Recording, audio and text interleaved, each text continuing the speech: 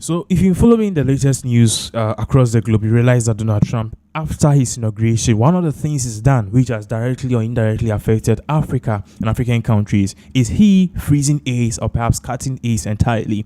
And this was after he actually gave an order to the USA, that's the United States aid, saying that there are a whole lot of things that's going on in that administration, that particular sector, that he believes needs a scrutiny. So he tasked Elon Musk's Department of Government Efficiency, nicknamed DOGE, to probe and also assess America funding other nations and things around the globe. Is it really worth it? And even if it is really worth it, what are the results, the money which is being given? How are nations really using it?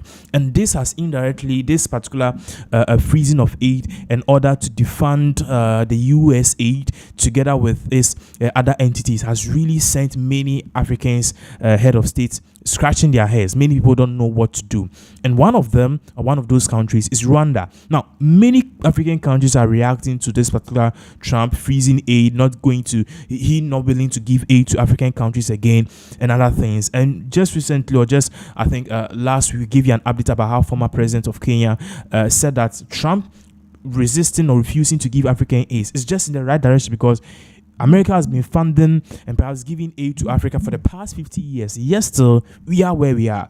There's no improvement, and even this aid which is being given, we can't even account for it, saying that they give us 200 million to do roads, we've done this and that. They give the money, we do a big photo op, we do a whole lot of celebration, we welcome this, and at the end of the day, after 2-3 weeks, we don't know where this money goes. It barely goes to what it's intended to do. Now, joining the bandwagon of people to react to this particular Trump's freezing of aid and pausing of aid to African countries is Rwanda's President Paul Kagame. Now, Paul Kagame spoke to a CNN host, and he's saying he was questioned that, Trump freezing aid for African countries and vital project which is meant to tackle poverty in Africa. What does he think about this whole thing? And shockingly, Paul Kagame actually gave an answer that on social media everyone is applauding. That in fact, when we speak about common sense, this man is just the many, or the few of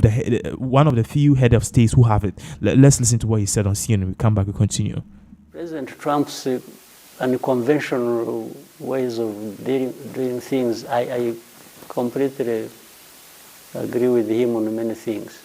Even though it will hurt you as Rwanda, which depends on some US aid to fund your healthcare and development. I think from being hurt, we might learn some lessons to to do things we don't do that we should be doing. This is why I'm saying, this aid thing, which I've never been a friend of it, much as I've been a beneficiary of it. It's extraordinary to hear President Kagame say that. It's a thought that there are many on the continent that share. They say, for instance, so much U.S. foreign aid is just stolen here, or it goes into administrative costs, buying people big cars and fancy lifestyles, not going to the people that need it. But two, Frederica, that African countries, those that depend on this funding, need to learn to be self-sufficient. They can't be relying on the generosity of others forever. Incredible. All right, Larry Madowo, thank you so much. Who just had this, you just realized that the presenter was even shocked to say that, hey, I spoke to Paul Kagame and I was expecting that he was going to lament, cry that, hey, Trump, please have mercy on us. We just gained our independence. You know that the white man came to our colony. They took the gold, the diamond, the silver and everything. So please bear with us. But Paul Kagame is singing a different tune. And you realize that the host at the end of that session, that particular quick session, said that Paul Kagame said that most of this US aid, which is meant to tackle poverty, it goes into buying big fancy cars for the people who are able to procure this particular kind of money. So we have a lot of agencies, we have a lot of NGOs, we have a lot of not governmental agencies.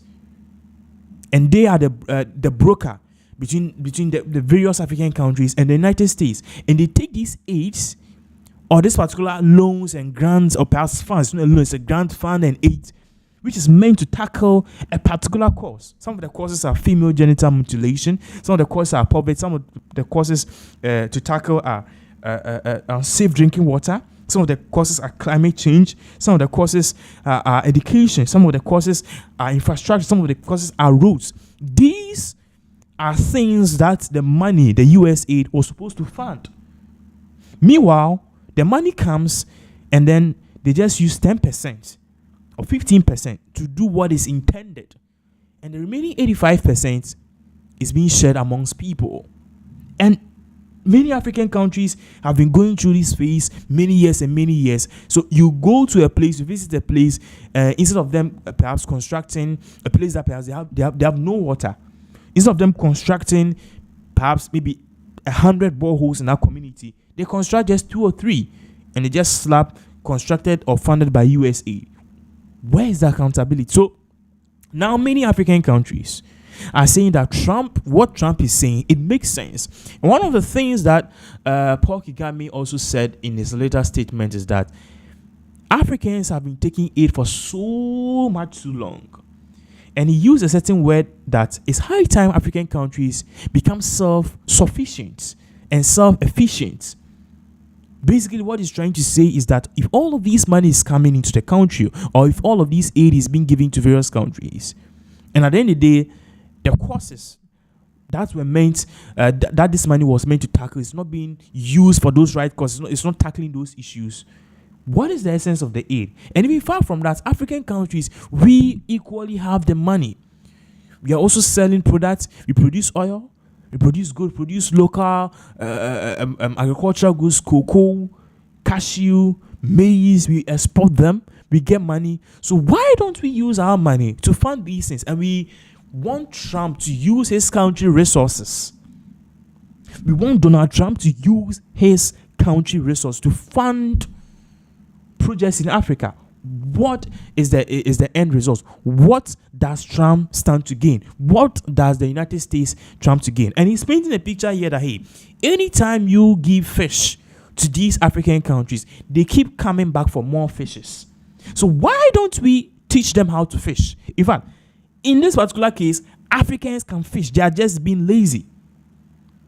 Most African countries, the leaders can fish in the term of, I'm using this term figuratively, that fishing is about using the country's resources, the minerals, for the good of the people in that particular country. That is fishing. So if these African countries can fish, they have the hook, they have the materials to fish, why aren't they fishing? If they are fishing, is the money intended, or is the money going to the right tax into the people? And here we are giving them fishes every time, and they keep coming back for more fishes. Yes, they are not using the fish to feed the people. So Paul Kagame is singing a different tune. I know a lot of you watching this video will also have a different perspective about this aid. Do you think Trump canceling the aid is a step in the right direction? Do you think Paul Kagame's response to Trump's freezing of foreign aid and stuff, do you think his response supporting this cause and saying that it's high time Africa we become self-reliant, do you think his statement makes sense? Do you think Paul Kagame is making sense here? Or do you think that Paul Kagame should have taken the tone of perhaps different African leaders in bashing or blasting Donald Trump that, hey, Africa need your help and America was built by blacks? Let us know what you think. I mean, definitely this issue is an issue which should be dragged on for the 4 years of Trump's presidency. And mind you, Trump has just been in office less than a month. He was sworn in the 22nd of January 2025. Less than a month, and hairs are already rolling. We'll be giving you more updates as all of these events unfold.